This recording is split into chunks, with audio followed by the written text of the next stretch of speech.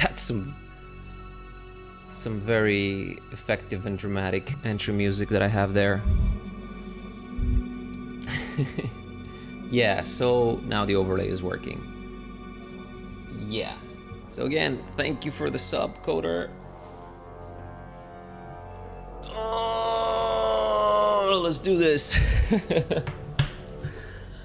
Let's do this. You guys notice how fast I was? I was super fast. Fast and furious.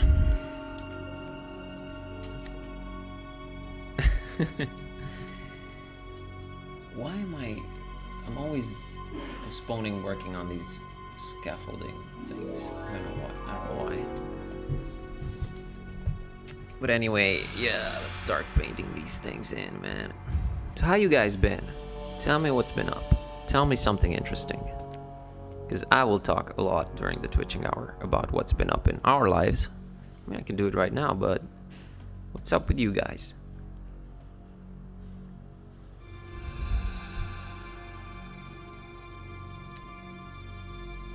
Well, freelancer, here's the thing.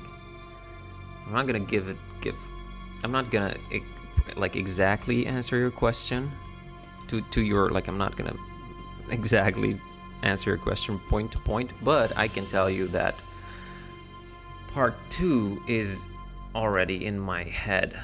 So I think it's suffice to say that there is a lot of room for a continuation, for a sequel, definitely. Actually, that's sort of how I thought up the game from the get-go. But you know, as I was developing it in my head, I realized that first of all, it was way too long, like unrealistically long, and that it also very neatly, you know, you could very neatly split it into, because there's a very dramatic event in the middle. So I don't know if you'd call it a cliffhanger, but there will definitely be room for a continuation, you know, in case people dig the story and the characters. And why would, I mean, come on, let's be honest here, why wouldn't they? I mean, what's there not to love about this game, seriously?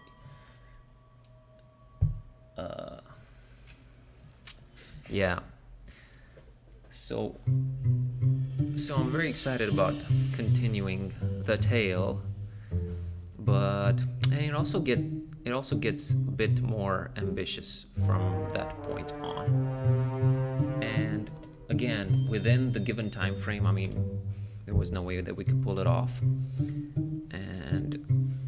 And also, I'm either gonna have to rework some of the stuff, some of the plot points and some of the ambitions that I have, or we're gonna have to expand the team. But we'll see about that. Yeah, we'll worry about that when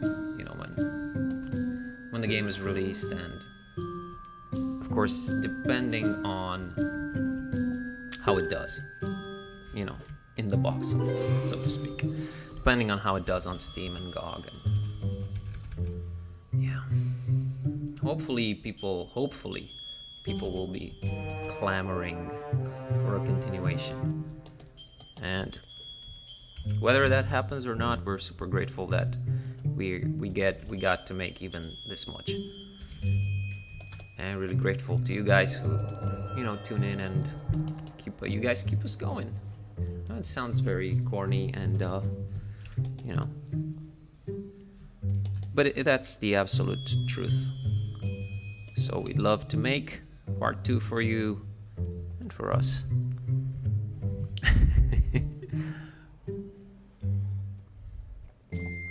Yeah, Deadlight, we're doing the Twitching hour and giving away a Journey Down key, which I'm wrapping, baby.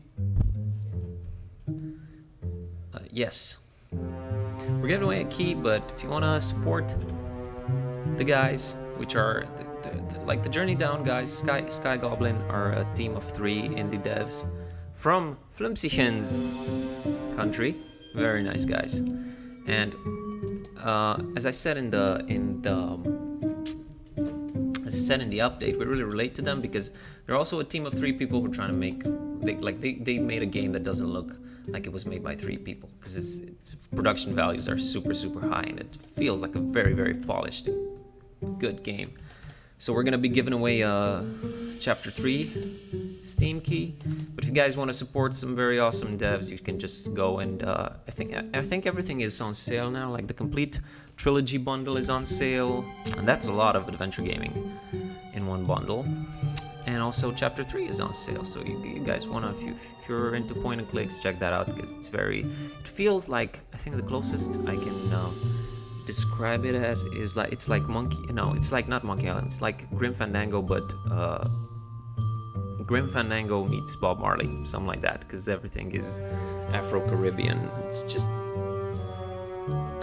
so that's the thing. It's like Grim. It's the same thing that Grimm does, where it takes a very interesting ethnic and very distinct ethnic theme. You know, in Grimm it was Mexican folklore, and here it's Afro-Caribbean stuff. Is it Caribbean or Caribbean? I can never tell. Everyone pronounces that differently. And yeah, man, they worked hard on this game. I just saw that they got a preview on Rock Paper Shotgun, which is awesome, but I remember reading good stuff, like positive reviews on Rock Paper Shotgun before, for the previous chapters. So hopefully that helps drive some sales their way, because they really deserve it. Love those guys. We met them this year at the Adventure Treff party and talked a lot, and they're really cool guys. And Theo bought me a lot of beers. It's not why I'm plugging their game right now. I'm plugging the game because it's good. But yeah, they're super cool guys.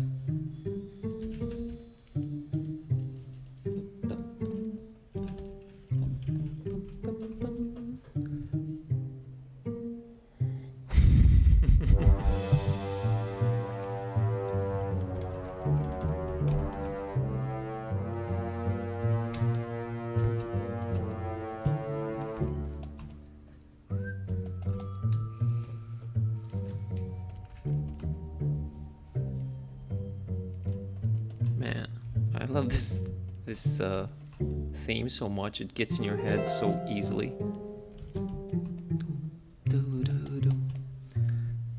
Sometimes I wake up with this theme playing in my head. Is that weird? I think that's a good thing. I remember there was an interview with what's the guy's name? Paul McCartney, and they asked him how many songs he writes and how he does the selection process. And he had a very interesting take on it. He said something like, I will write a song, but not write it down, like not annotate it, and I'm just gonna walk around for just not think about it for a couple of days, and then if I think back to it and I can't remember the melody, then it means that it wasn't good enough, so I just abandon it. Which is a little radical, but I think it's the way to go, man.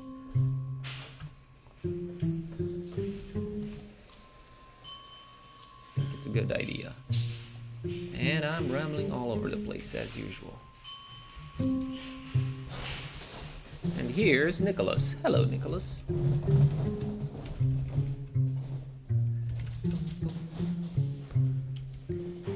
And in case you weren't online when I said this is gonna be it's gonna be just me and Nico for the Twitching hour. So you guys need to be there to encourage us, because we will be without a feminine presence and therefore very self-conscious and nervous. So hope you will be there to cheer us along.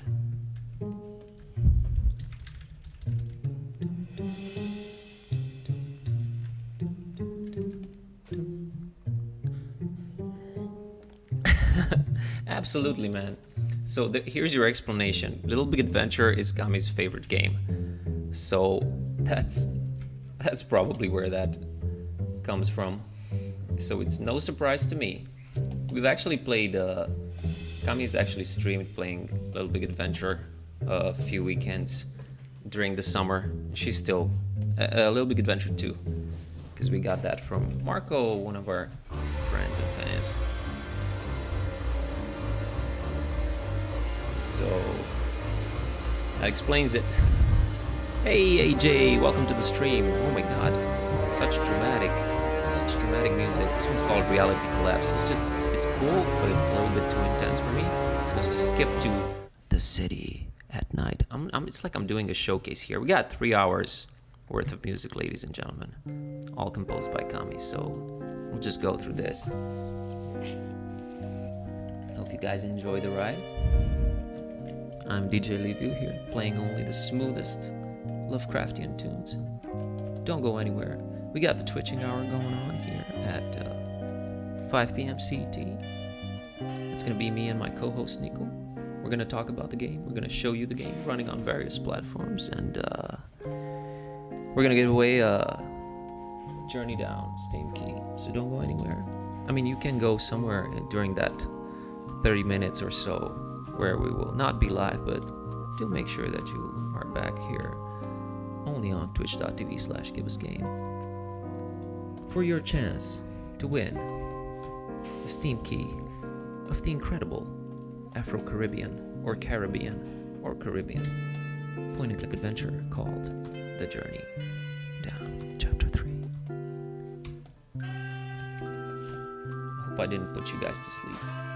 It was not my intention. I know it's very relaxing to watch someone do very slow and tedious work like painting an underground blue cave and listening to my soothing ASMR voice and to this very soothing music. Oh shit, I think it's looping here. Yeah.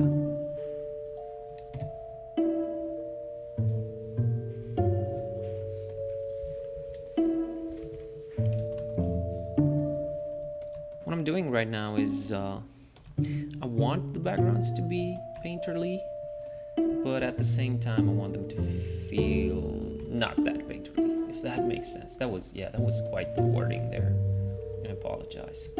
What I'm doing is trying to smooth out the hues in between, so that the transitions are a little bit smoother.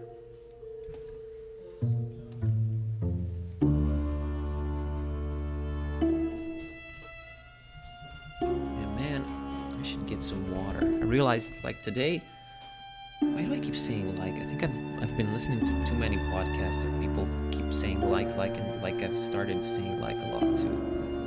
So what I was gonna say was that today I did not drink any water, which is very bad. You can tell that Kami's not here. Like I drank 0 water today. I only drank I drank Red Bull, and coffee, and Pepsi, and no water. I think I'm getting dehydrated. So I might have to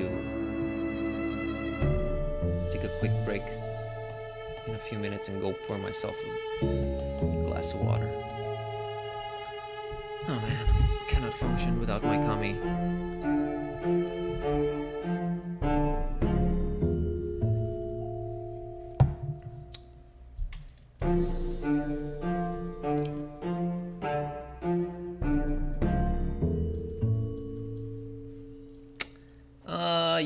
Yeah, that would.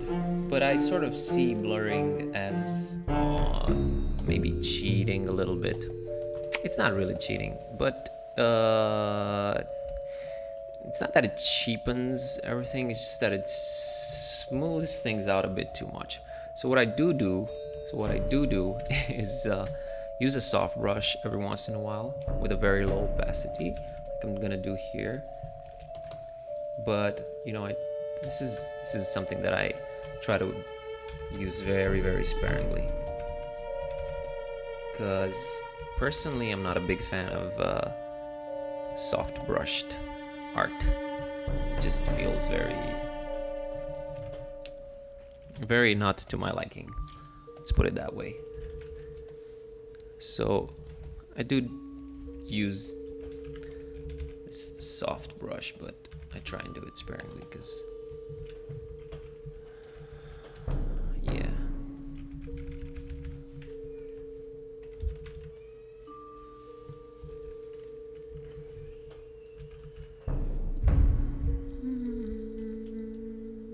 well, it's not that. Hey, people, it's not that it's not artistic. I mean, you can do. There's airbrush artists out there, like one of my favorite ones, Geiger, who's amazing at it. But it doesn't. It sort of clashes with the general art style of the game, and also, in order to pull that off, you have to be really, really good. Or, in order to pull it off and have it not look kitschy and in bad taste, that requires serious skills. So, and it's pretty much the thing you spring for immediately when you start using Photoshop as a noob, because it's very impressive at first, which you can pull off with soft brushing and airbrushing, but you'll quickly realize that it's just coming up with pretty much bad looking stuff, and you hopefully move on to something else. Man, this is I love this music. A little bit too stressful for me now.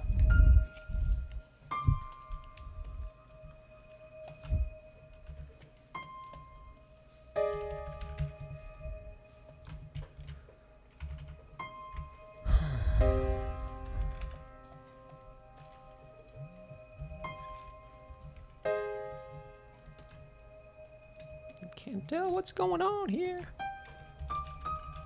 Enabled my I just enabled my adjustment layer here. Oh, this is one of my favorites. I mean the song.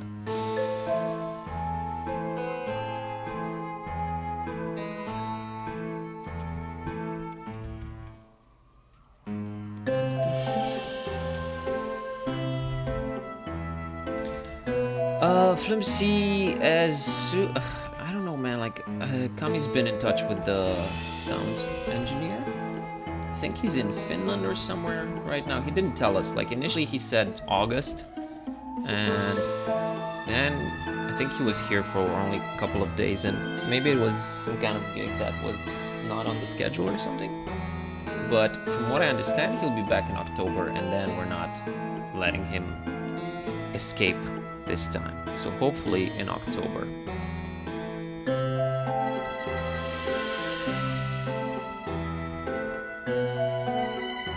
It was so cool because Kami sent him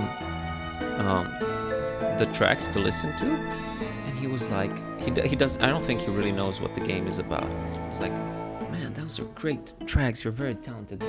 I do have one observation. They all sound very dark because they're made, they're composed in minor keys, and I just wanted to point that out. And we're like, duh. It's a Lovecraftian game, of course. I mean, yeah, of course. We were nice and we explained. Yeah, that is pretty much the idea. They're supposed to be dark. So that was pretty funny.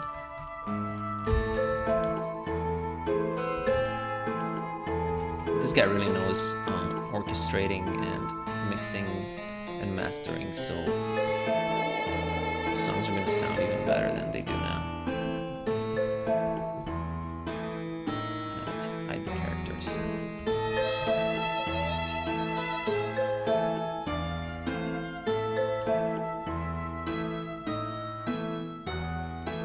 Oh my god. Really need to drink some water, guys. So I'll pause the stream in like a couple of minutes just to go get some water because I'm parched.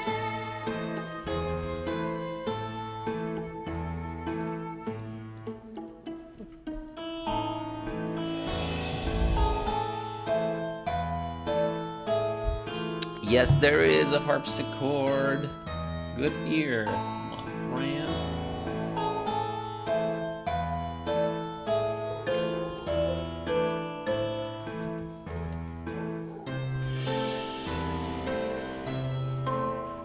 Yeah, I remember those days. I remember them a little bit secondhand because I would play these games at my friends because when stuff was still on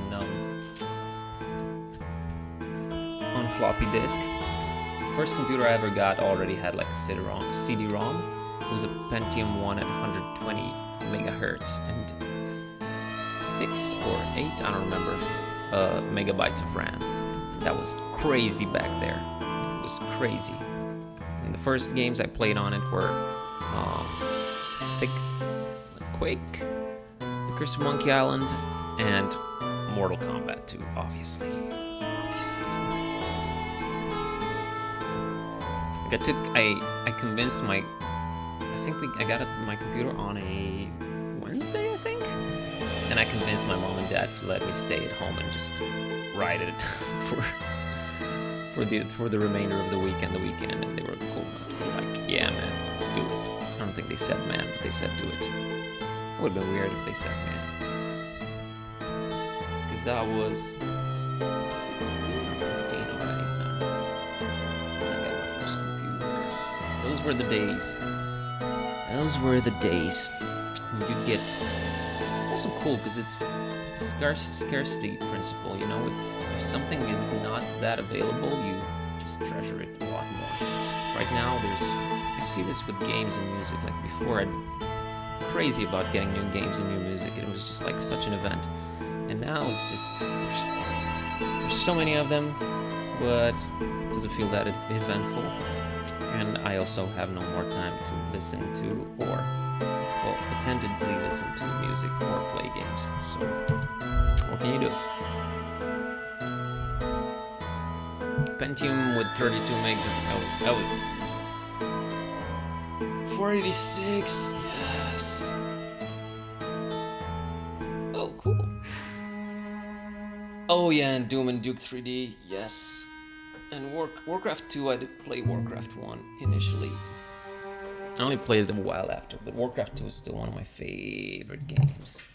Me and Nico were very Warcraft nerds. Very much Warcraft nerds. And we just quote Warcraft 2 at each other constantly.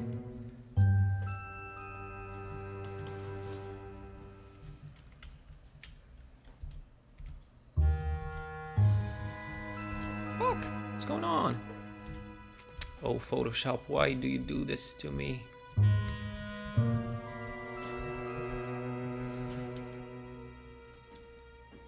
Alright, we got that scaffolding going on there. Yeah, let's add some more scaffolding. Let's do that.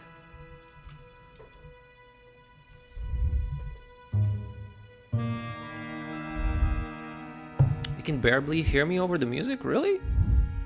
Alright, so what I'm gonna do is drop down the desktop audio significantly.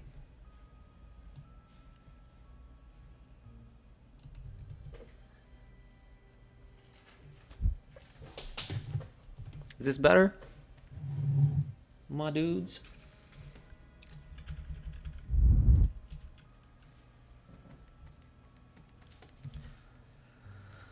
Let's paint the scaffolding here.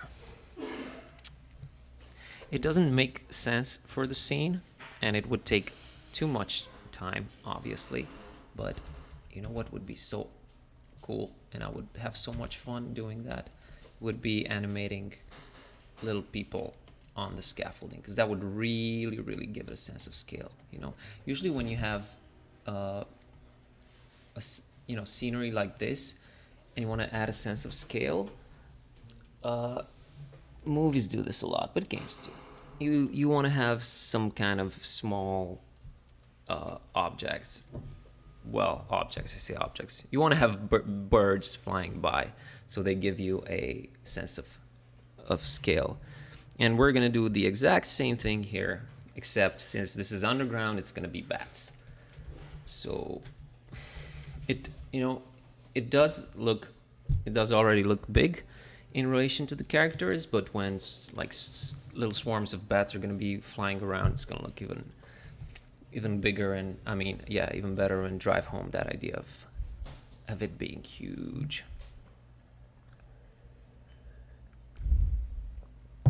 Oh, so the music's gone now. Yeah, because I'm working with 2 volume sliders here. Actually 3, you know. I got my OBS volume slider and my Winamp volume slider. Winamp because I am an old school man. I'm an old school dude. Can't help myself. Oh, and by the way, speaking of nothing really, well, speaking of the game, I will give you guys a link. I already posted it in Discord, but if you're curious about the podcast, like it was actually 2 hours long, but I think he edited like Gabi edited it. This is the podcast where we poured out our hearts and soul. Nico, Yes. did you see that Amber put up the podcast where we were? I saw that it. Cool. Are you okay, man? I had better days. Nico's well pissed off because things. I'm not pissed. Well, you're sad, a little, because some things haven't been working out. And again, I am painting on the wrong, well, not the wrong layer, but on a different layer than I'm supposed to. Or am I? Where the hell did I paint the what's going on here? Oh fuck, I painted. Okay, doesn't matter.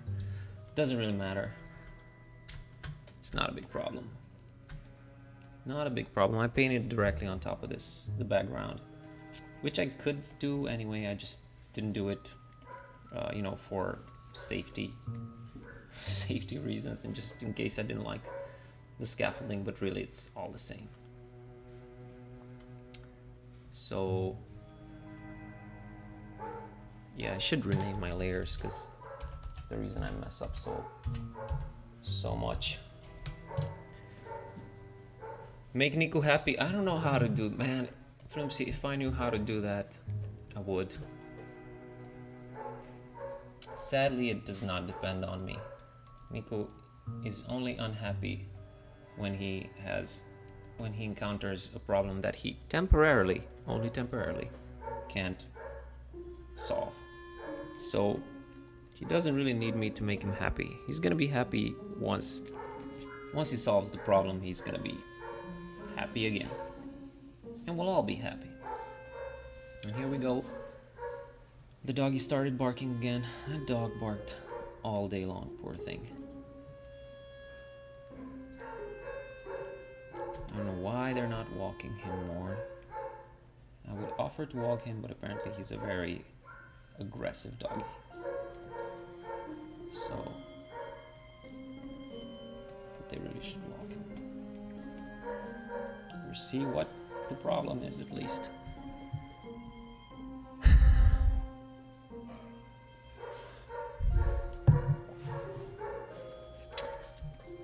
I only played Diablo 2 a lot. Played some Diablo 3 on, I think, the Xbox 360. I don't remember. It was a while ago.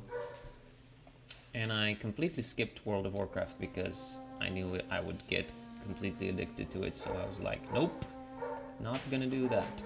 That's why I'm avoiding MOBAs, all that kind of stuff that is big time sink, because as much as I love video games, I don't have time to play them because I have to make my own.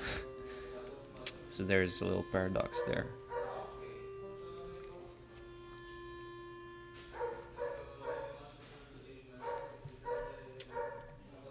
Oh, come on. Someone walk the doggy. Darn it.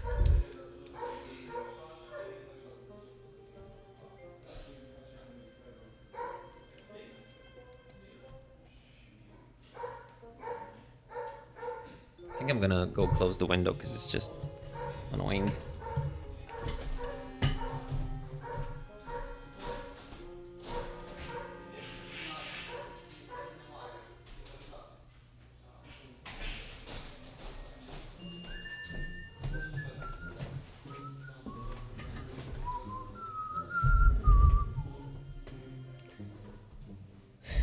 Hey, Cupcake, what's up?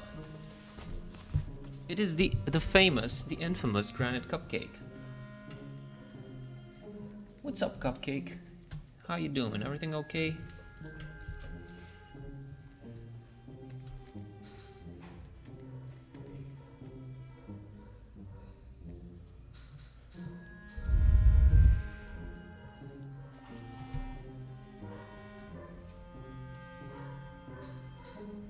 Poor doggy, man, seriously.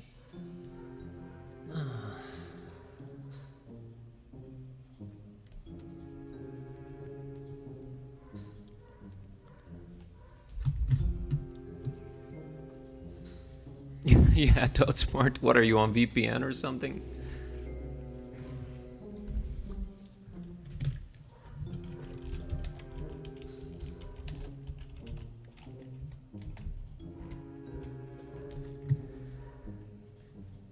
Coolio. Alright, you guys. Let's do a little bit of musical change up here so that things don't get too dark and depressive. Here we go.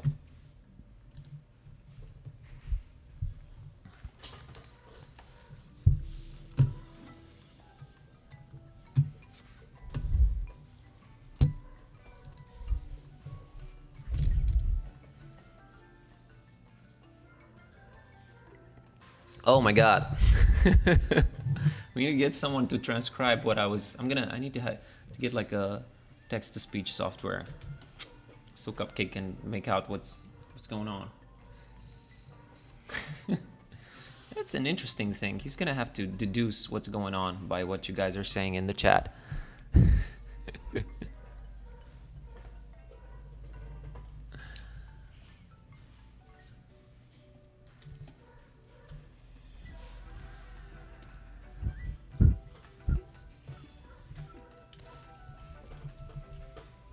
So, let's see who recognizes the soundtrack. Anyone recognize what soundtrack this is?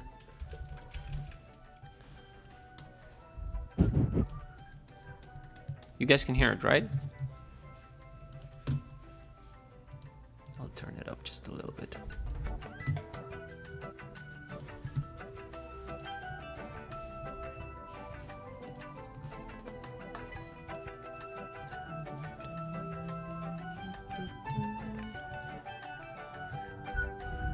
Right, Flimsy, and Flimsy gets the right answer. Congratulations, Flimsy.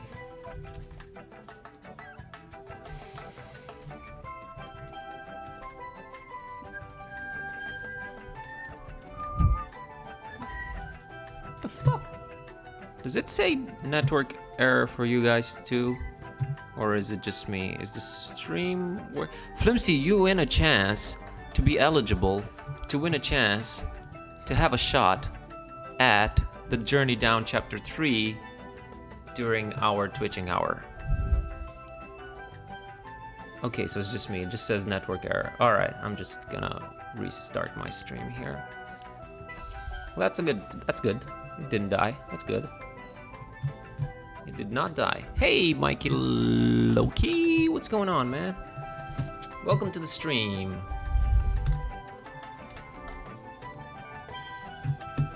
Also, in case someone's tuned in and they're a subscriber and they weren't here when we announced, we now have two of the 3 emotes.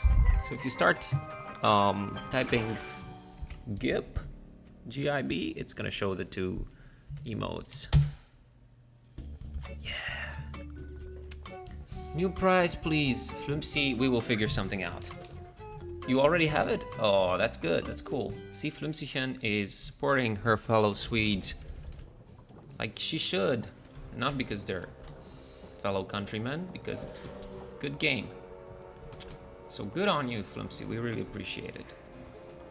Flimsy, what you get is definitely a package in the mail at some point. I don't want to say when and stuff, but you've been such a long-time supporter of ours. We need to get you some stickers and some swag. We're gonna see how to do that. We're gonna investigate how to do that at some point. Fresh victims for the ever-growing army of the undead. Someone followed. Who was that? Oh my god. Johnny Ree, thank you for joining the cult and welcome to the stream. Really appreciate you joining our little cult here. Joining our lovely little death cult here.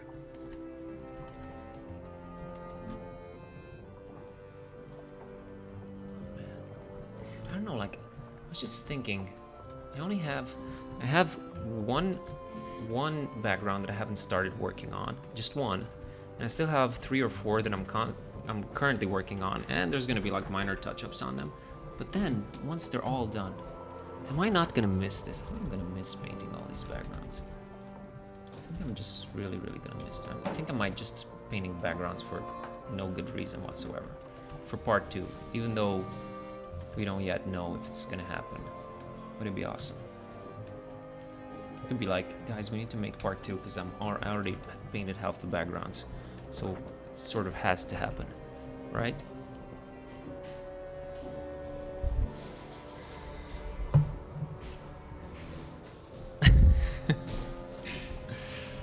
It's not. That's the media messing with you, Deadlight. It's just the media, man. I want you to feel scared. We got 2 packages from our backers so far. They were both awesome. One of them I don't have here, but the other one, I'm just gonna show it again because it's just too awesome not to show again. Oh!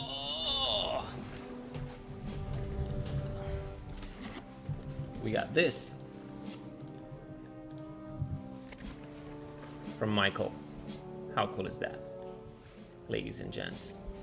This guy gave us more than in excess of $2,000 for our Kickstarter, and then he sends us this beautiful gift. Like, how amazing are people?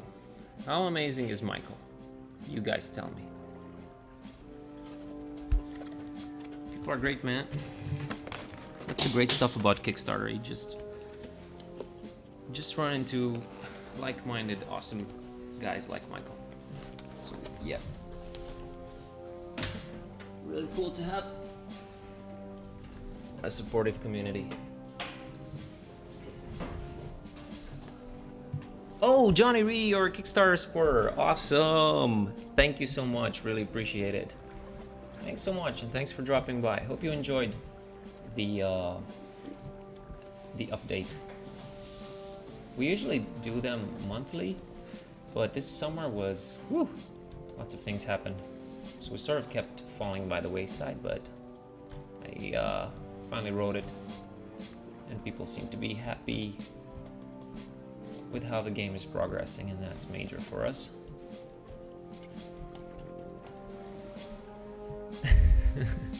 So thanks for watching. Yeah, we love just just streaming, making this game happen. I think it's a very interesting experiment, and I keep saying this. I would love watching someone else make a game. It's just that I just don't have the time to watch any streams, because I'm streaming all the time. So you can't watch streams when you're streaming. Viking Cowboy Saint Michael, exactly. Yeah, he's our. I was just saying, he's the patron saint of Gibbous.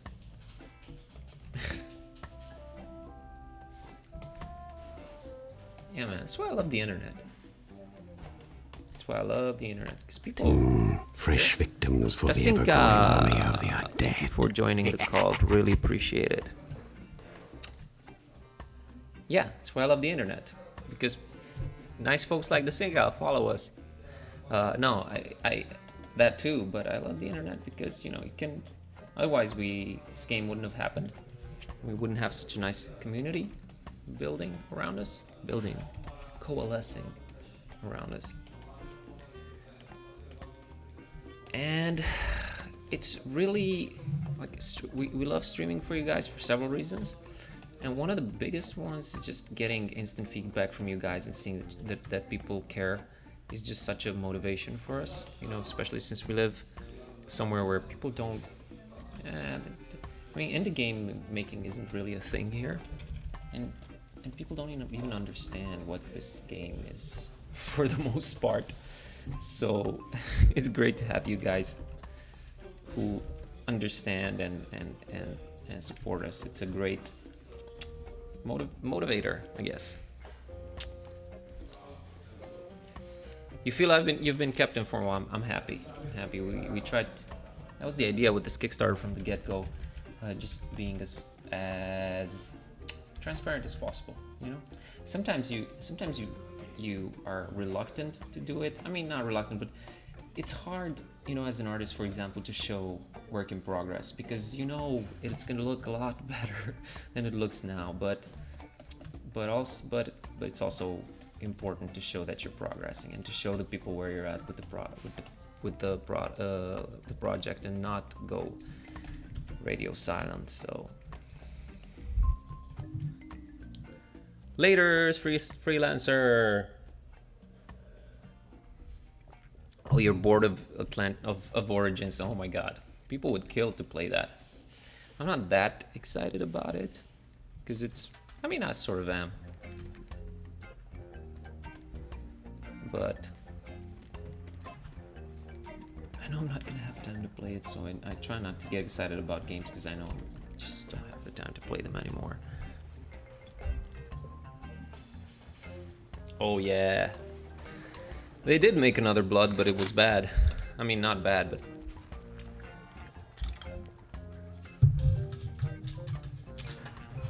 now that game could use a remaking with cultists and quips and everything.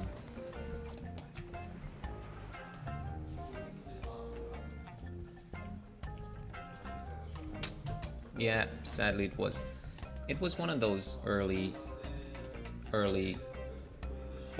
polygonal games that were just, I don't know, I felt like they rushed it a little bit. It was nowhere close to the original.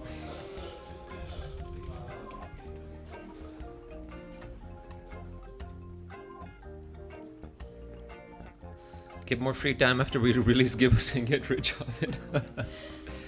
I don't know about that. I will have no free time. I'll just start working on Gibbous 2. And Nico will definitely not have free time once we release, because we want to port it.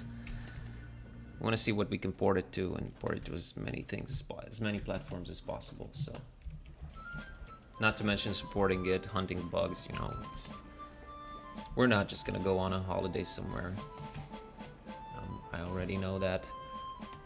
I'm at peace with the idea. I'm happy that I got my 1 week of time off this year. And just need to push the game. Push production.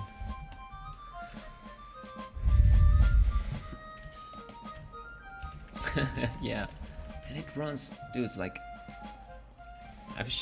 we've already shown it to you guys live on stream. I think we're gonna do it again on the Twitching Hour about less than 2 hours from now. But it runs and looks so beautiful on Android. Like, even on a small phone, like these phones have these amazing looking screens. It looks so good on it. It looks so damn good on it. Love it.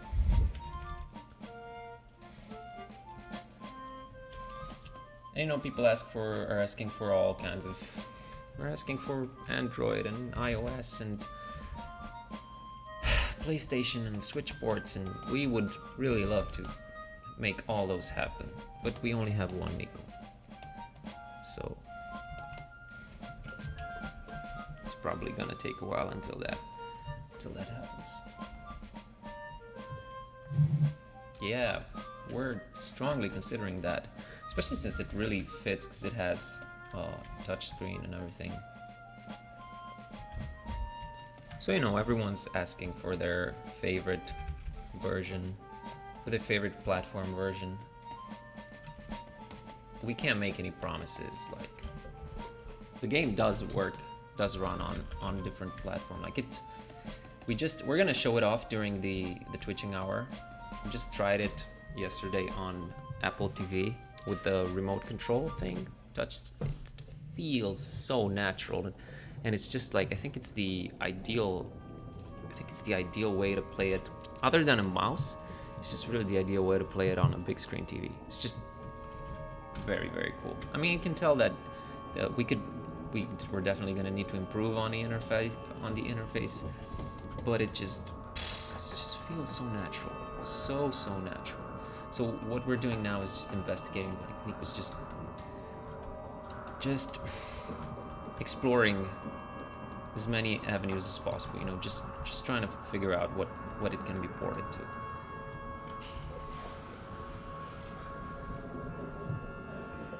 You want it on your pillow.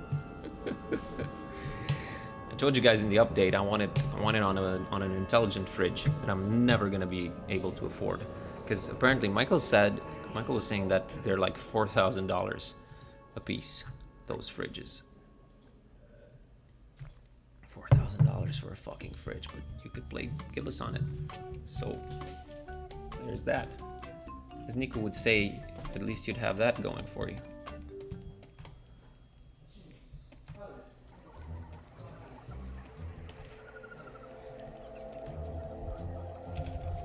Yes.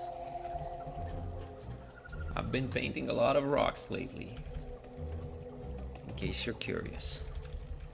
Because I haven't streamed working from home lately, because to be honest, I keep forgetting to bring the webcam and mic home. But, and also I'm working on really end game stuff, and I wouldn't want to spoil most of that stuff. What I can tell you is that I've been painting a lot of rocks lately, so this is just more rocks for me.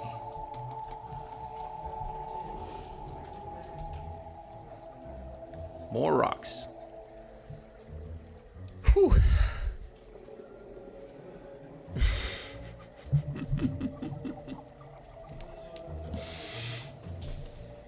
Oh yeah, if we do get rich, definitely gonna. We'll be shipping intelligent fridges with Gibbous pre-installed on them all over the place. If we make that Minecraft money.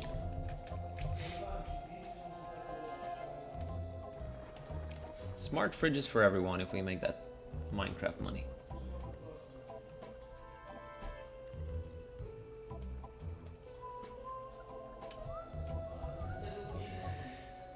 Woo! Oh, sorry, but I really need to stretch. Oh, whew. They look like gaming fridges more than rocks. Alright guys, do not go anywhere. I gotta go get me some water because I'm just so thirsty. So, whoops. I'll be right back. Don't go anywhere.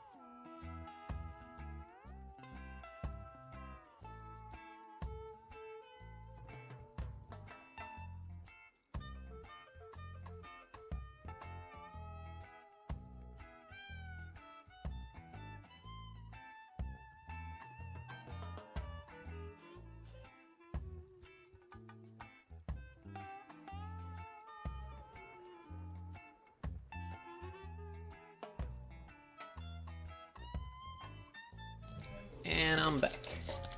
And look who's here. Hey, 3.0. Hello.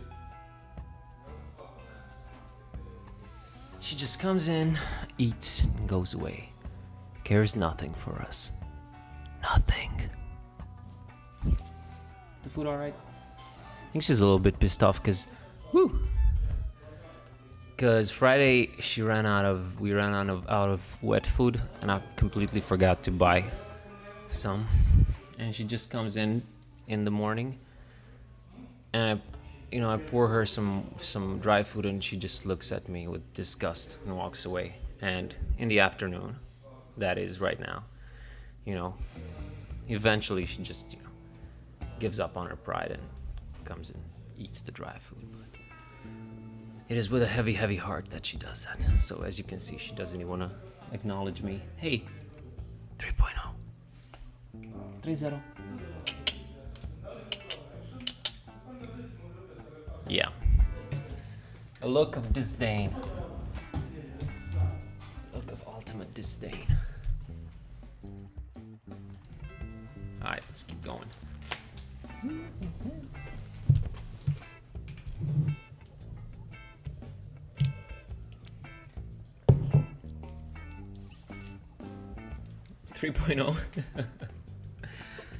Yeah, she actually doesn't respond. She doesn't answer to 3.0. She does respond. She does answer, like respond to 3.0, which is 3.0 in Romanian. Maybe because of the R and the E. There's certain sounds that cats respond to better. So, yeah. Let's keep doing this, folks. Let's keep doing this. What is this? Who is that? Hey, Zarnot. What's up, you crazy, beautiful bastard? Who are those people in the image? Wouldn't you like to know? I cannot spoil that. Well, I think you can pretty much guess who that is. Can you? Can you? Alright, back to scaffolding. Back to the scaffolding, because I've just been talking a lot of nonsense here and not painting enough. So backers are watching and they're like, so this is why it takes so long for this game to come out, because this guy doesn't stop talking. Working.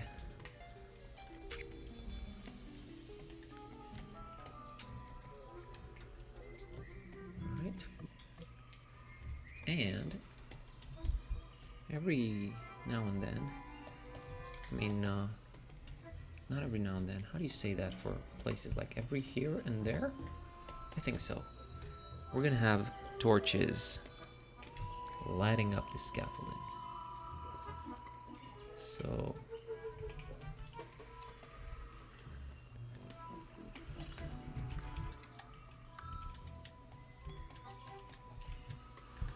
that needs to be taken into account.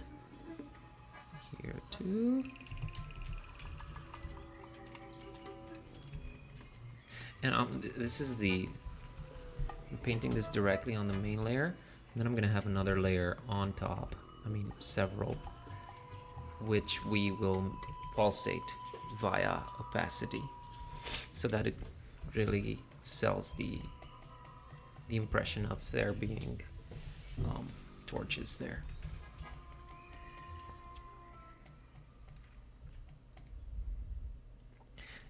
Are you seriously asking if Kitty is a boy or a girl? Dude, seriously. You've been following this game for how long now? I have to publicly shame you now. Of course she's a girl.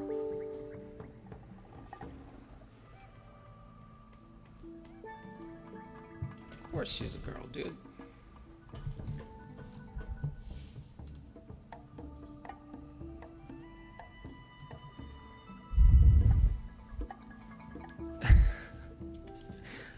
It's not Dawn. It is not Dawn. I can tell you that much.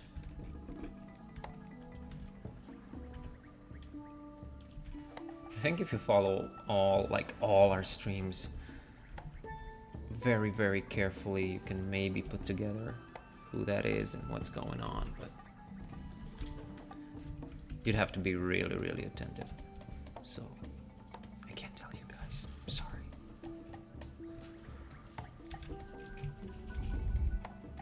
Then again, maybe you tune in some other day for an animation stream, and then it's just out there. Who that is, that might just happen. So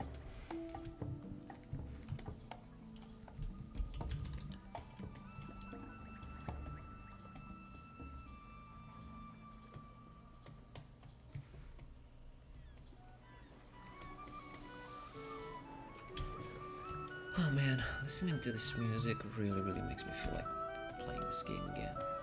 I would love to play it on stream together with you guys, because it's been a while since I've played it last.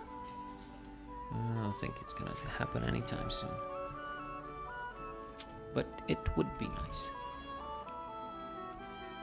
I know we haven't been doing a lot of gaming streams lately, like we promised, but it's just that, you know, it just sort of feels a bit wrong to be doing gaming streams when we could be using that time to actually work on the game, because it just takes so much time, and we can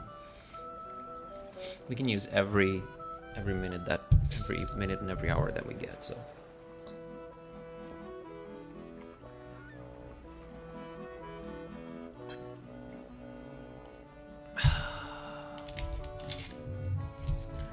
oh yeah, you need to do that, because we love doing game streams for you guys, but again, just feels a bit, I don't know, irresponsible. Even if it's the weekends. To me, honestly, doesn't really make that much of a difference whether it's a weekend or a weekday. That's the awesome thing about working on something that you really love. Just really actually does not feel like work. It's just fun. It's tiresome, but it's fun. But you only really realize how tired you are once you stop. Luckily it doesn't. At least me, I don't really feel all that tired while I'm working.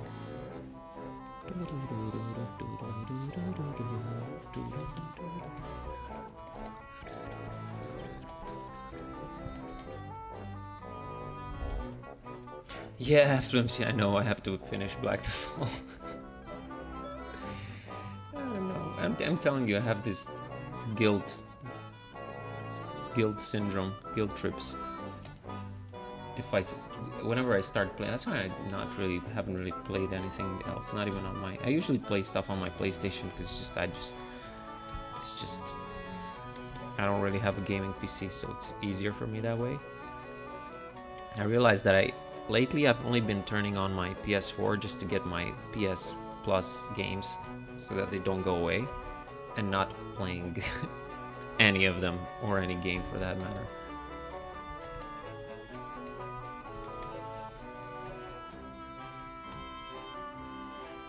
So no, I haven't touched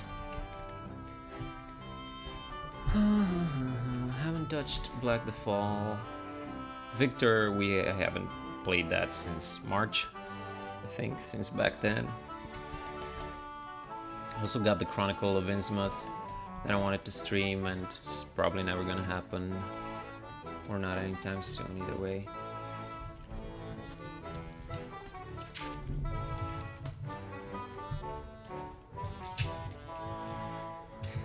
Yeah, you should. Like, you know, I'm not the one to judge, because well, you guys know what it was like in Romania before. You couldn't get games. Like, even if you wanted, I'm talking late 90s, early 2000s, you could not get legal games. So I'm not judging anyone if they're pirating, because you can't stop pirating either way. But I think you can at least, you know, make an exception for indie games, because they really depend on sales majorly. Like, they don't really have a contingency plan or a fallback plan. Black the Fall. So if they don't sell, the studio probably goes down. So that's why I think it's important to at least buy the indie games, you know.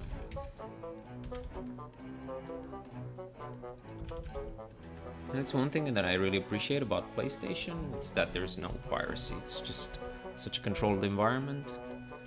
It's no piracy, and that's very fair toward the developers. And again, I'm not judging anyone who's pirating, but if you want to support the devs, maybe buy the games. That's the conclusion.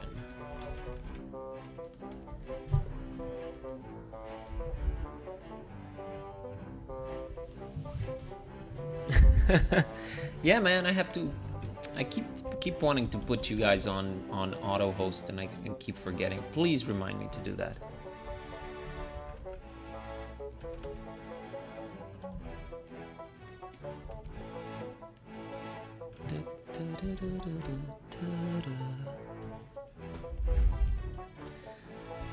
Yeah, absolutely.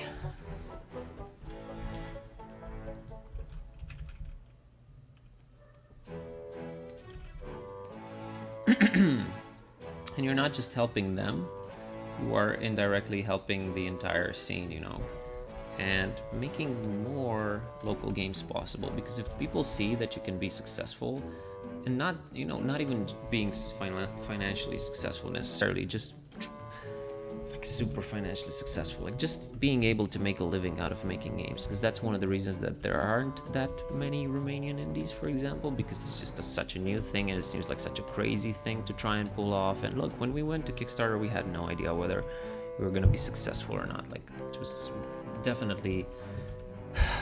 definitely a crapshoot, you know. I mean, I knew what I knew what I was doing. It wasn't like I had no idea. I mean, I had a pretty good idea what to expect, but I was still being a bit more pessimistic than I am now, obviously. So I think us succeeding on Kickstarter maybe encouraged other devs other people to consider going into game development, because otherwise, you know, getting investors and that kind of stuff is just not realistic. And I think the biggest advantage of Kickstarter is just people understand that you know best how to make the game, and they just, unlike publishers and investors, I'm just talking generally, I'm sure a lot of publishers are nice, but unlike bad publishers, they just give you free reign and trust you to come up with the best, you know, with the best version of your game possible. And that's huge, you know, it's just absolutely huge. Like, creative freedom is just, and I'm saying this because I had to do a lot of client work, and oh man, sometimes it's the worst.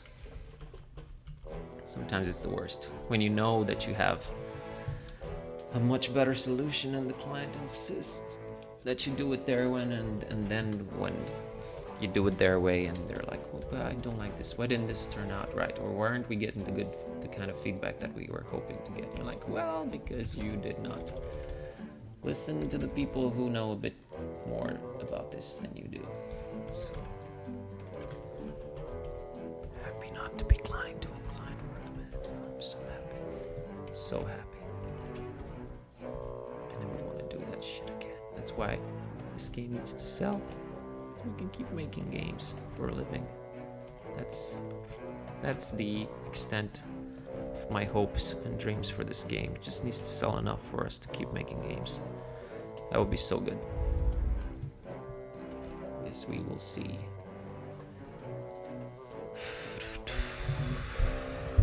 I don't think EA's interested in any kinds of point and click adventures, but I can tell you for sure that people who work for EA backed us, so that I know for sure,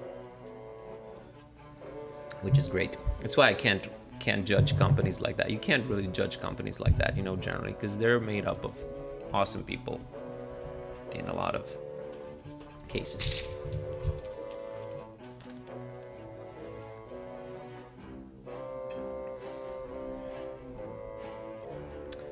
Well, being over ambitious about your project, I think that's I don't even know if I'd call it a mistake, but that's something that most indies do with their first project.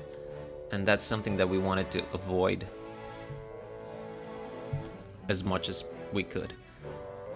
And that's why we, you know, we wanted to, I think we were a little bit smart about that, because we were ambitious about with the game to the extent that we were, how do I formulate this? Like we were only ambitious in the areas that we knew that we can do quality stuff, you know.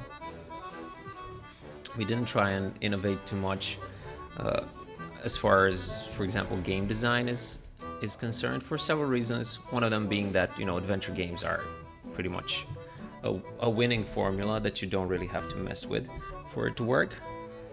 And also we knew that we weren't that experienced in that area, so it's better to learn, read, steal from the masters, and try to be ambitious where you feel you're confident in your comfort area, you know. Like for us with animation and art and music, that kind of stuff, and for Nico with technical art stuff.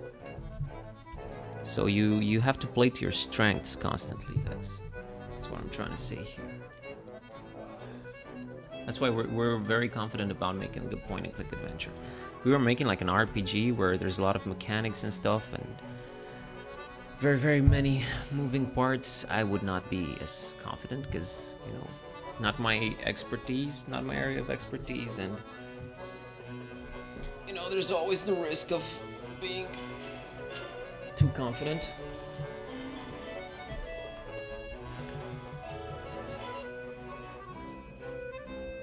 Does Tim Schafer know of our game? I'm not sure. I don't recall. I know I tweeted at him, but everybody tweets at Tim Schafer. I know that Ron Gilbert knows about our game, definitely. And he sort of tweeted about it. He tweeted something like, "How did I not know about this game?" Now, you can interpret that in many different ways. I chose to interpret it positively. And I think it was intended to be positive.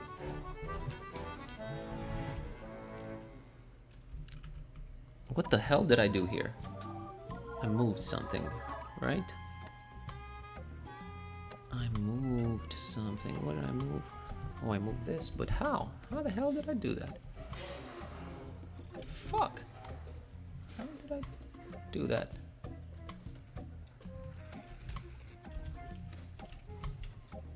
Okay, this is supposed to be here. I don't know what happened there.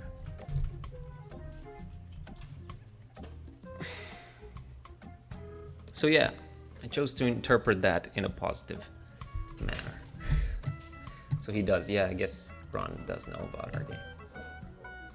At least, you know, marginally.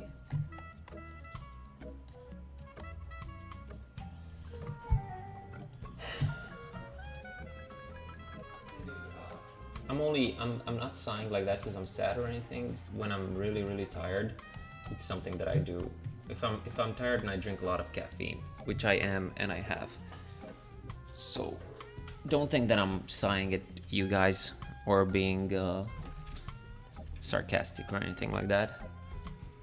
It's just my body's reaction to tiredness and over caffeinating.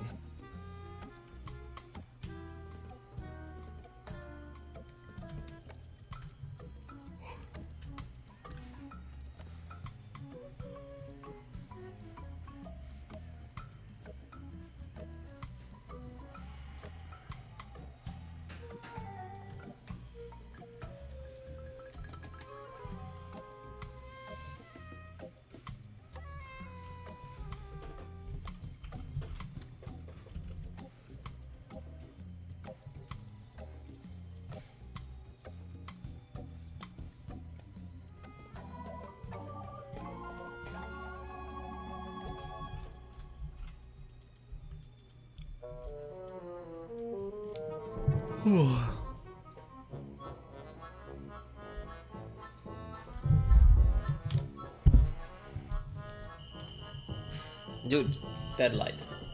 I don't have too much experience. Let's change it up a little bit. Let's listen to the Grim Fandango OST. I don't have too much I mean, I have a lot of experience. I don't have like musical theory experience. But what you can do is just think of a melody. Just think of the melody, start with that, and then figure out the bass line and everything around it. I think it's an easy way to do it. Like an easier way to do it. And that way you can make sure that it makes sense. There's a very interesting article regarding game music. And they were praising, it was super interesting. They were praising old game music, because it was a lot more iconic and recognizable than it is now, you know. And that's precisely because musicians were limited to I don't know how many channels. So it was that same story of technical limitations that drive forward creativity. And in this case, you had to be really conservative with your, you know, use your limited resources as best as possible. And that's why they emphasized melody a lot, and that's why you have so many hummable tunes from the chiptunes era. Not that I would know that, because I didn't have a console or a PC back then, but apparently they're very hummable, like the Mario tunes and all that kind of stuff. And that's because, you know, right now with the incredible things that you can do with musical, like synthetic music, like we make our music, it's very easy to just layer, you know, put on layer over layer of musical themes and stuff. And it does sound a lot more bombastic, but sometimes you just lose sight of the melody, you know. And again, it really depends on the kind of music that you're making for the game. Like, for example, we don't want to emphasize melody that much, because it's always atmosphere music, you know. It's not, music is not supposed, like, music only rarely takes a front seat. Usually it's supposed to be in the background and just providing atmosphere. That's the idea.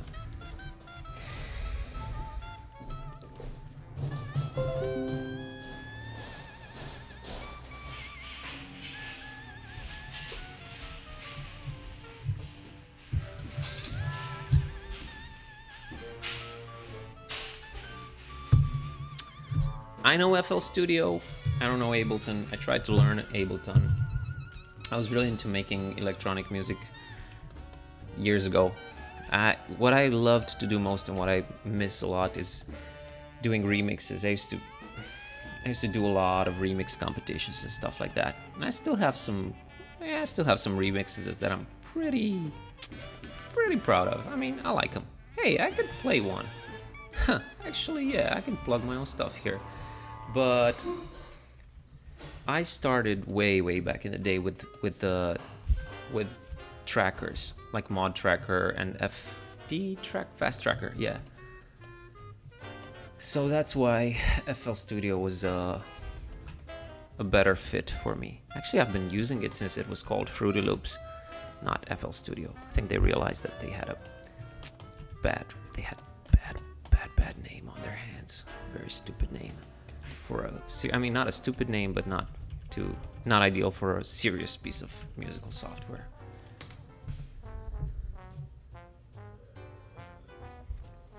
Yeah, man.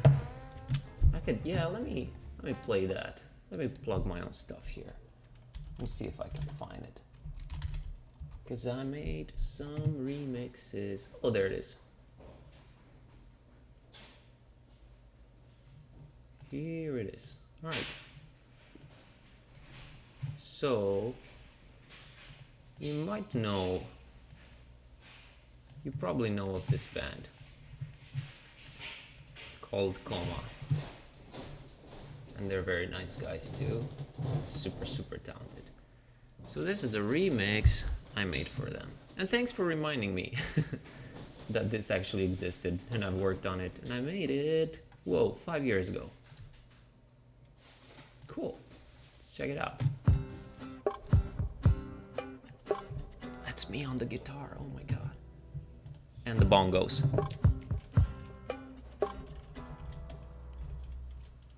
What a poor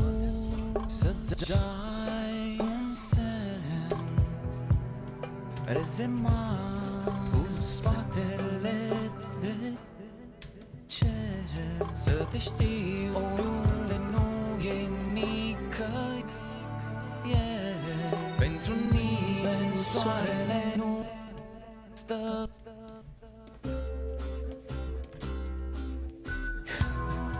My superb guitar playing. I wanted to do something a lot more complex than that, but I realized that I just couldn't, so I just left it at that. Messed around with the vocals so much on this.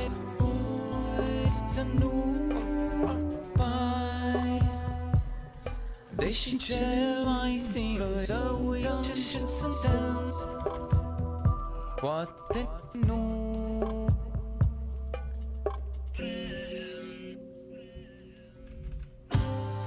Te știu de când, de azi, de mult, te sper de când venim spunând salut, te știu, astfel târziu, că am rătăcit de ajuns. Oh wow, it's been so much since I last listened to this. So long. I do miss remixing, but now all my music making abilities must go toward Gibbous. Poate nici vrem să ne trezim. It's not that big of a sacrifice.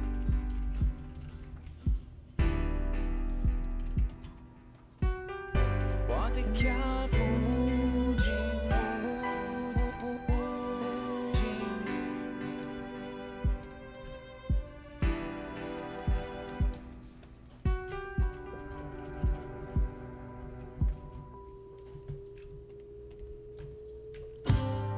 Te știu de când, de azi, de mult, te sper de când venim spunând salut, te știu, astfel târziu, că am rătăcit de ajuns.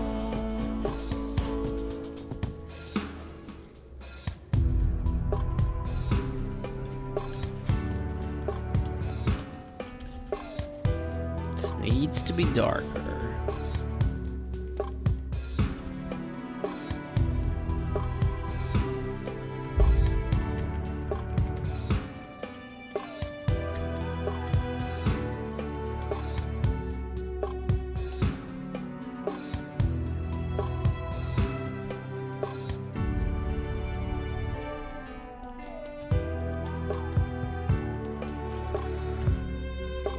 Better. It's getting a little bit darker outside. Now I can see a little bit more of what I'm doing here. And the more we move toward winter, the earlier every day I'll be able to tell what the hell I'm painting here.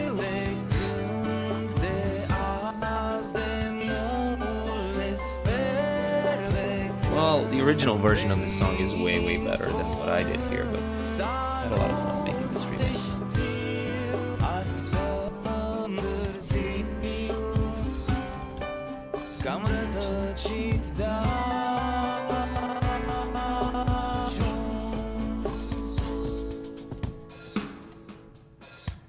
And there we go. Tortured you guys with my remix there. And let me just play you the original so you can listen to a good song for a change. God, I love these guys. Love them.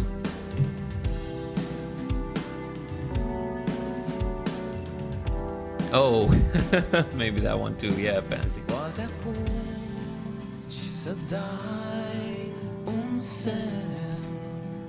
I usually don't listen to music with lyrics on stream, so obviously, so I can talk over it. But let's just listen to this song. It's really beautiful.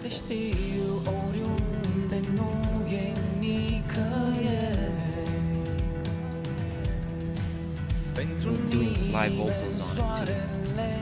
Nu stă cât vrem.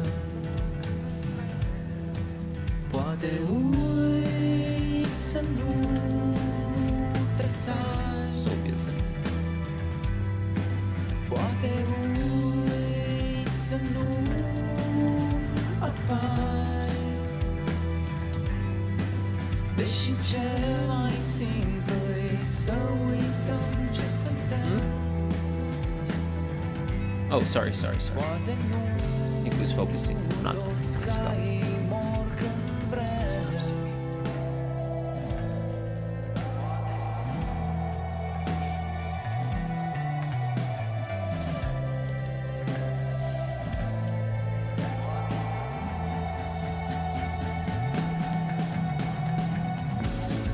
Te știu de când, de azi, de mult. Here. Te sper plecând, venind, spunând salut, te știu, astăzi Just turned on my adjustment layer there.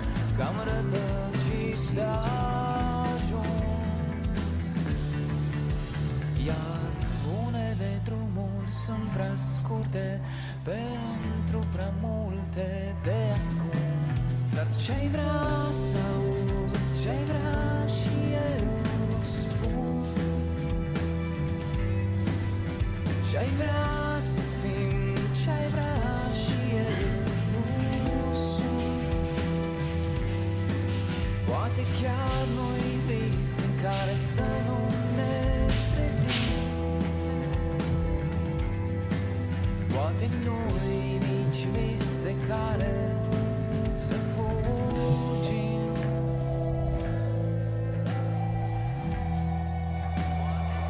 Karaoke with Liviu streams. I would do that, but Nick was focusing, so I don't want to torture the poor guys.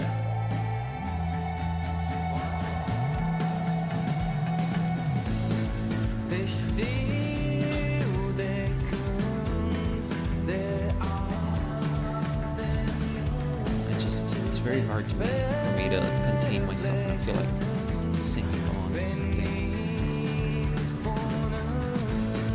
salut, te știu, astăzi târziu, cam rătăcit de ajuns. It's a bit better. Yeah, it just needed a bit of rim lighting because everything in this game is so dark, which is the idea. But I also have to rely a lot on contrast so that things don't get muddied up visually. So rim light is essential. Absolutely essential. Alright, let's go back to instrumental music. Let's do that. Listen to some chill stuff. Let's listen to some chill stuff. What are we gonna listen to?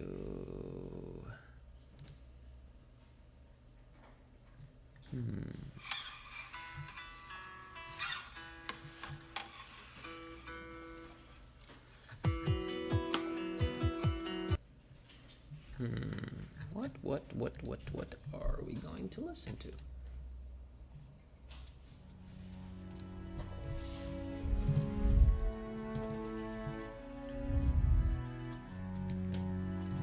Deadlight, that's called being an indie developer. You have to do everything.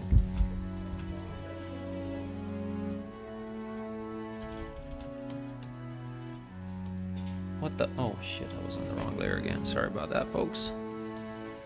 It's my number one fuck up. I noticed that.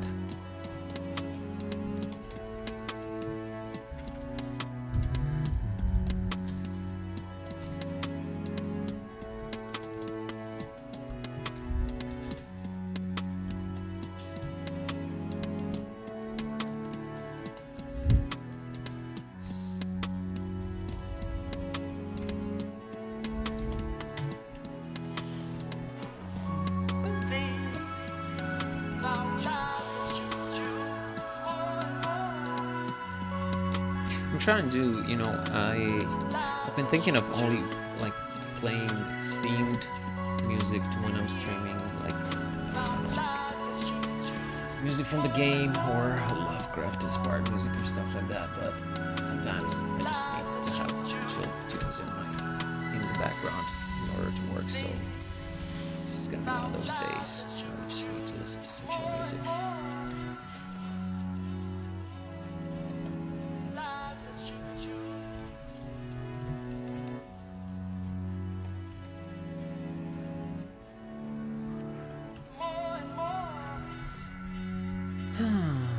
Yeah, I'm just trying to get this background to the level of detail, to a decent level of detail. I don't want to go crazy with it. This background is not really one that you explore. It's sort of one of those where interaction is pretty limited and it doesn't stay on screen for a very long amount of time. But that it looked good nevertheless, also especially because it's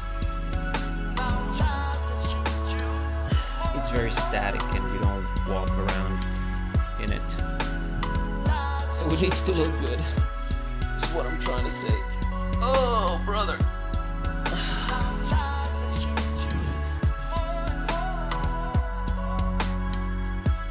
Oh sorry.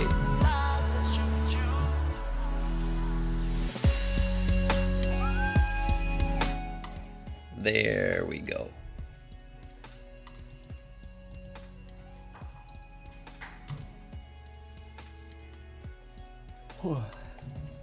Cool. So we got the scaffolding and we got the how do you call them? With the shadows. And what's cool about having the shadows on different layers that you can subtly fade. Oh crap, not that. We can subtly fade them in and out, you know, to give off the impression that the torches are flickering. And also, so we're gonna call this shadow Z with a Z because I'm just that cool.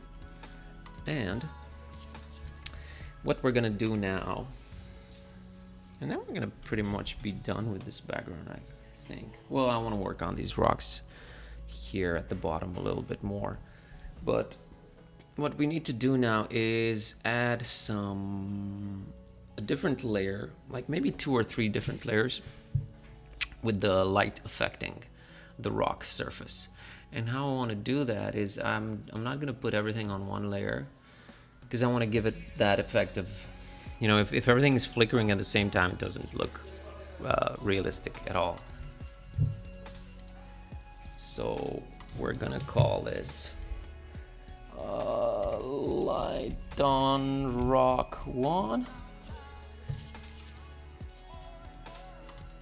and call this one light on rock 2, and we'll just animate those at a different rate, and then it's gonna look realistic. Well, not realistic, but believable. I think believable is the word, not realistic.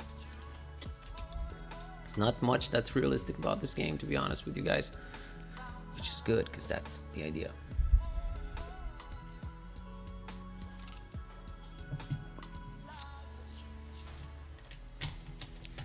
Deadlight, all I can tell you is editing is just as important, if not more important, than writing. Let me tell you that, especially if you have dialogue in your game.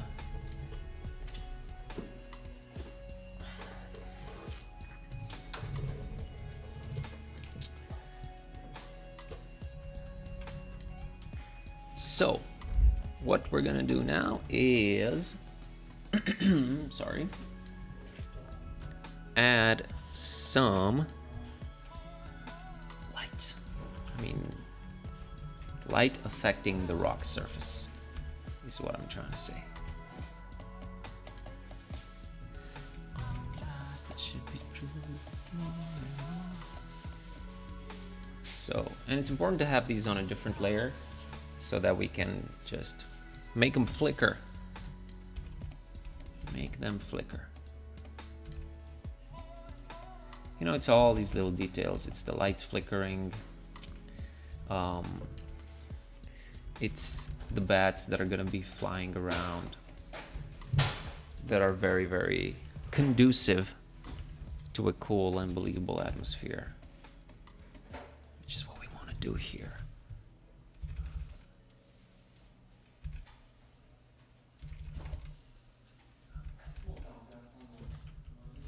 Oh crap, that's bad. That's bad. I want to be a bit more subtle here.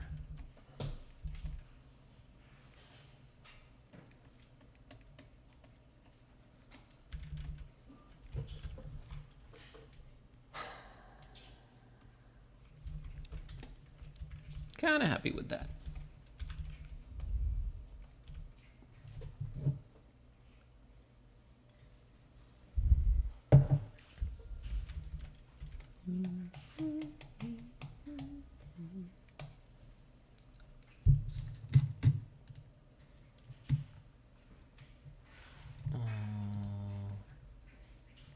The hell?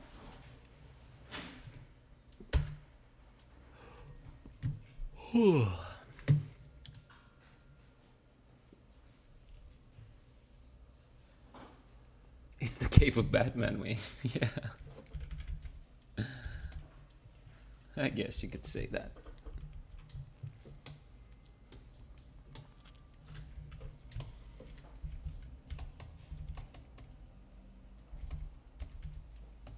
Man, I'm so sleepy. Jesus Christ. It's about this. Yeah, it's 5 p.m. Whenever I've noticed this, whenever I don't sleep enough, and I haven't slept enough for days now, it's around 5 p.m. that it hits me. So I've been drinking caffeine all day long. Red Bull, coffee, Pepsi, but still hits me.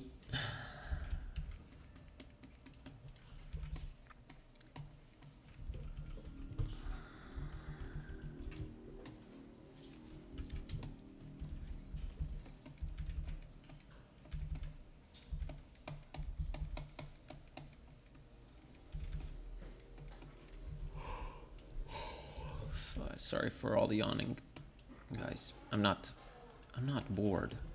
I am just tired.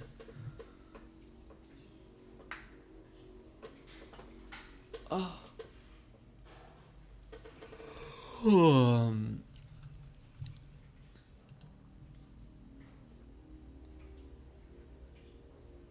I think I'm gonna need to go get some communist Cheetos after this, just to get myself in the mood for the twitching hour, cause woo baby.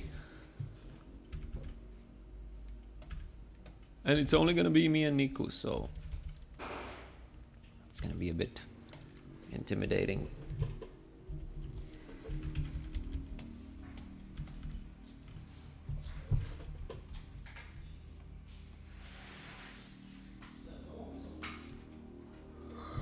Cheetos. Sorry. Poufoulettes, actually. But when Don and Lindsay were here, we bought them these things, and they didn't know how to pronounce them, so they just called them communist Cheetos, and it stuck. Salud. Communist Cheetos.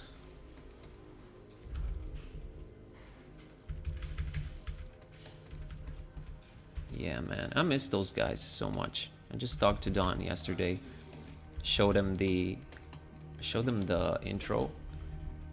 He, like, that voice, the voice for the cutscene was recorded exactly a year ago.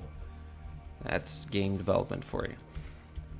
So we were just talking about how we need to hook up again, we need to meet again. Well, we need to meet either way, because there's a shit ton of voices that they need to record.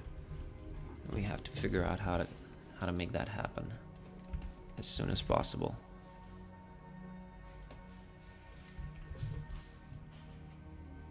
Sorry about all the yawning, guys. I'm sorry.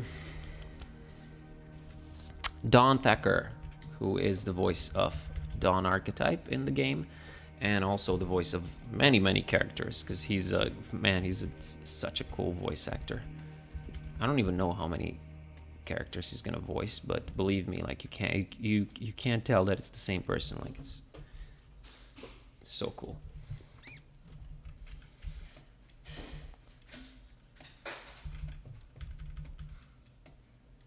But yeah, haven't talked to them a lot because they've been having a lot of fucked up legal problems with their former. I don't know if you guys read this. This was all over like gaming news. Like Total Biscuit and Jim Sterling and everyone wrote about this. They've been having their former composer sort of went a bit crazy, and anyway, it's going to court, and it's been crazy for them, and it unfortunately can happen to nicer people, but what can you do?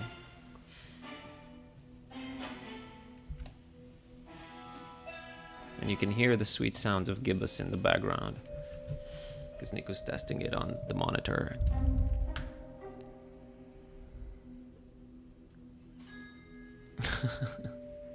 Well, you can go to websites like something bunny, voice bunny or something like that. I don't remember what the there's like there's websites where you can search for the kind of actor that you want and just pay them. But it's pretty risky. I think it depends on the scope of your project. We can't really afford to do that because we need quality stuff.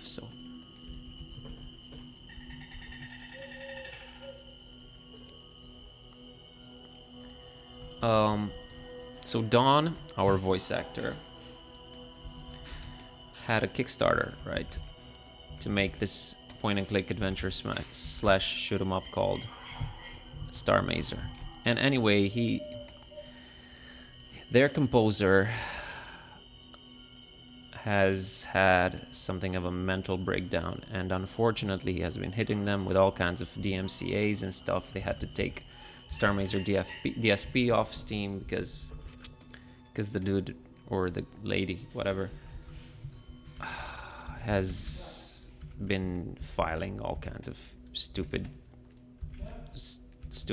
complaints about them, and they, in order to prove their innocence, and they need to take them to court. So it sucks, but that's what they've been doing. It's been a pretty high-profile scandal in the games media some months ago. So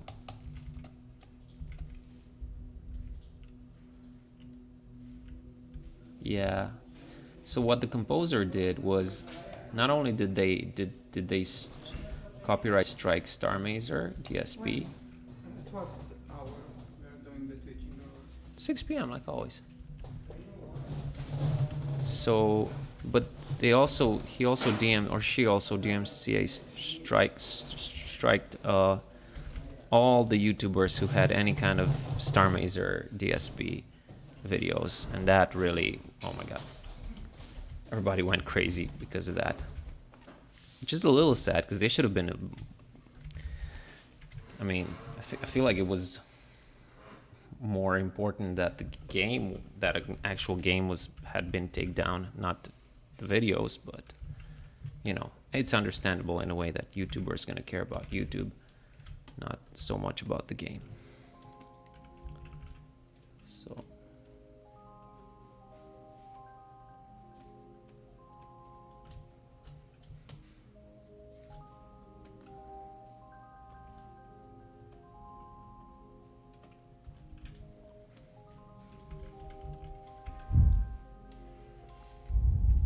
yeah, Flimsy, she is, sorry, the guy transitioned. I keep forgetting about this.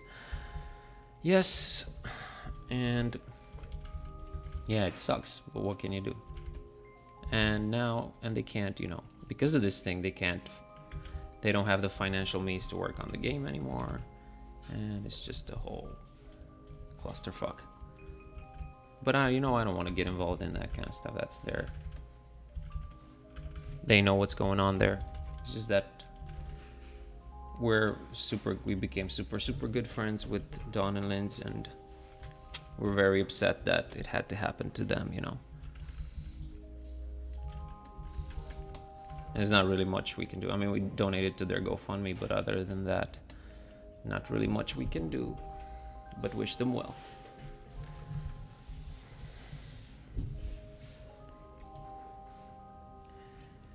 All right, and now we're gonna add some soft brushing here for a change. Ba-ba-boom, ba-boom, ba-boom. So use, guys. Here's how we're gonna do it. I'm gonna stream for another 17 minutes. I'm gonna stream till 5:30 p.m. my time. And then we're gonna take a quick 30 minutes break. And then we'll be back with the Twitching Hour. Because we need to set up Kami's... I mean, we need to move everything over to Kami's computer, move the monitor around, so you guys can see the Apple TV stuff. So... takes a little bit of setting up.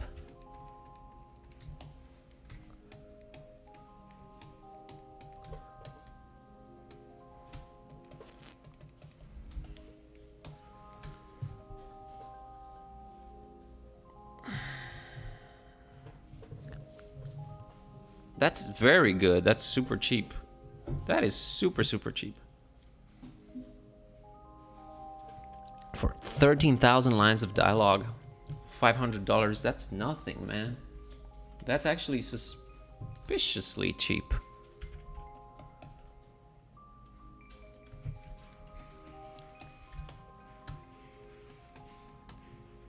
Are you sure? Are you sure that's just the whole amount? Because it sounds like it's a little bit suspiciously cheap.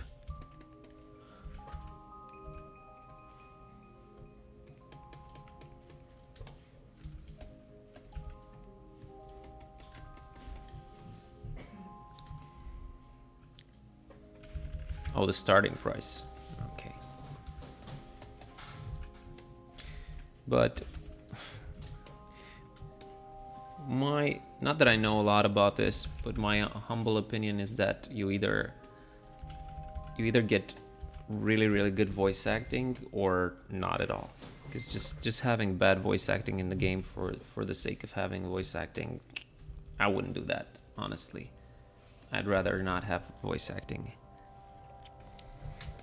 Because it just cheapens the whole experience. It can just really bring a game down, especially if it's story based. So it's a judgment. It's a call you'll have to make yourself, but you gotta really make sure that it's good. And it's hard because you need to, you know, you can't. If you can direct, you have to do it remotely, and a lot of times you can't really do it, and it's a whole thing. It's a whole production. We're very lucky to be working with a casting director who really knows his stuff and knows a lot of actors, and at least the experience for the demo was just super positive. And actually, I messed up there casting a YouTuber who's a very nice guy as the main character, just because he had a great voice, but he wasn't that good in the acting department. So that was on me. That was definitely on me. Hey, it's Colin Farrell. Hey, you guys want to meet Colin Farrell? Colin Farrell, you want to be on stream? Should I show you? There's Colin Farrell. Hey, Colin, how you doing? I'm gonna solve the Rubik's He's gonna. cube. How long is it gonna take you, Colin? Less than Tell 5 us. minutes. Less than 5 minutes. Let's see. 3 minutes. You keep talking to the guys. I'll show you. I'll be here in the back solving the Rubik's cube, and I'll show you when it's done. Okay? Colin Farrell solving Rubik's cube. I mean, this is a star-studded stream. You have to admit. Look at him. I'm trying to get the. competition. All right, he's there in the corner trying to solve the Rubik's Cube. So yeah, only do voice acting if you're really confident that you have good voice acting. Otherwise, people are gonna complain about it, and it's just gonna it's gonna mess with your perceived game quality. Your record is 2 minutes? Oh man, I didn't start a timer, but Colin Farrell's pretty good at it too, so. I can never solve these things, it's just my brain is not wired that way, so.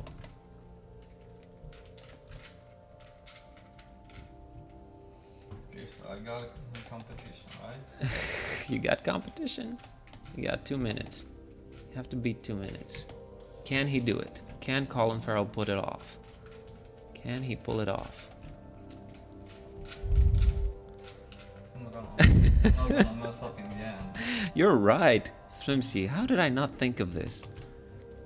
Well, you know, they're more, I don't know. I don't think that they're these Hollywood types and they don't want to, you know, stoop down to voicing adventure games.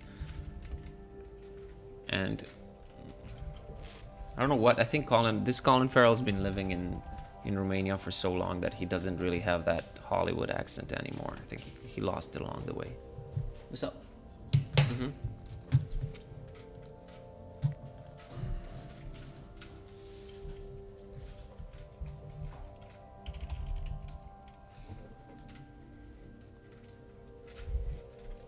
Start it over.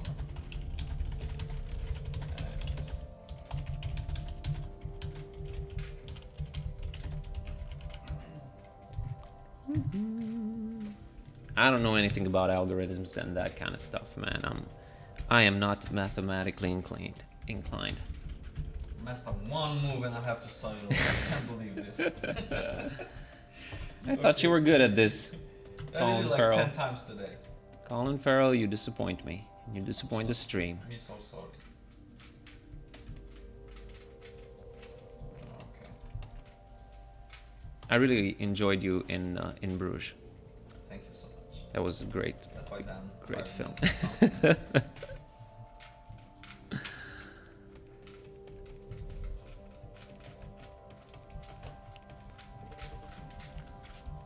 Alrighty. Kinda happy with this. Kinda pretty, almost kinda happy with it. What do you guys think? What do you guys think? I think we did a pretty good job here, folks. Yeah, probably Flimsy. That is a possibility. Look at him. You've never seen Colin Farrell so focused on something before. He's almost there. He's got the white. He did it! No, I didn't. Oh, he didn't. Still gotta go. Look at his hands. They're moving around and he's on fire. Colin is on fire. I don't know how you guys can do that. It's just science fiction to me. Doesn't seem to be getting anywhere though. Nice. How many left? Well, I can't explain. He's not willing to give away the Okay. not willing to give away the secrets of Rubik's Cube solving. Here we There go. it is. Almost there. The tension mounts. The tension mounts. Look at him. He's at the top of his game. Is it done? Oh my god. I messed up one move and I had to start over. Nice. Thank you. Nice going, Colin. And I want to say I really liked a lot of people didn't like the Total Recall remake. I kind of liked it. You were pretty good in it. Well, you know, I gotta do it for the money. So. All right, Colin. Cool. All right, guys. I will be polishing this thing for another 9 minutes, and then we'll take a quick 30-minute break, and then we'll be back with the Twitching Hour. Just me, myself, and Nico. We're gonna try and make up for Kami's absence. So you guys stick around, right? And don't forget that we're giving away a Journey Down Chapter 3 Steam key. Oh, and I have to remember to make sure that the friggin' thing works this time too. The Nightbot thing. The Nightbot giveaway thingy. So we're gonna do some testing, move some stuff around so we can show you guys what we've been up to. We'll see you in about half an hour.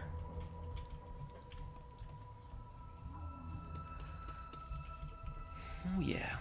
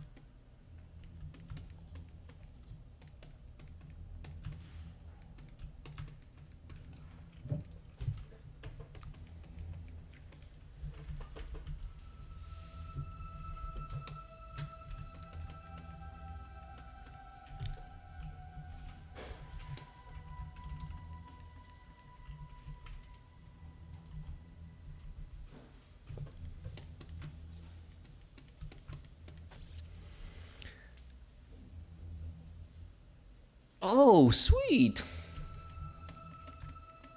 Marco would be happy. Oh, I think Marco's in heaven now because he's all about GOG, and he is at GOG now, so maybe they'll hire him or something. Who knows? That's the biggest GOG fan I know, by far. By far. How come Michael's not around? I'm wondering. Where's the crew, man? It's just... I'm so used to him being online with us all the time.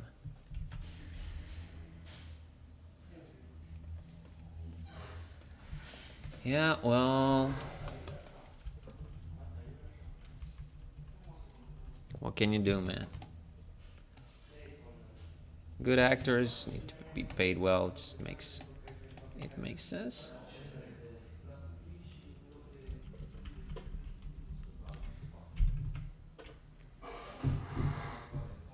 Yeah, that's a possibility.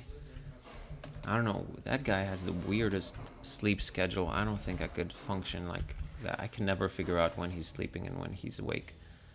So it's just crazy to me.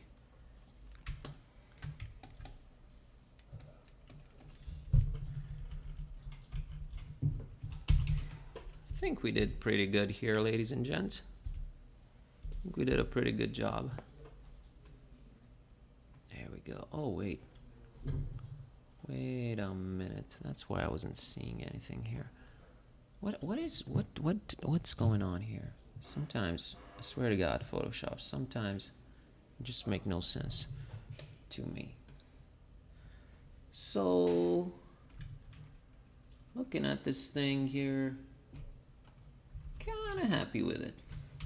Kind of sort of happy with it. Another one down. I think we can safely say it's another one down.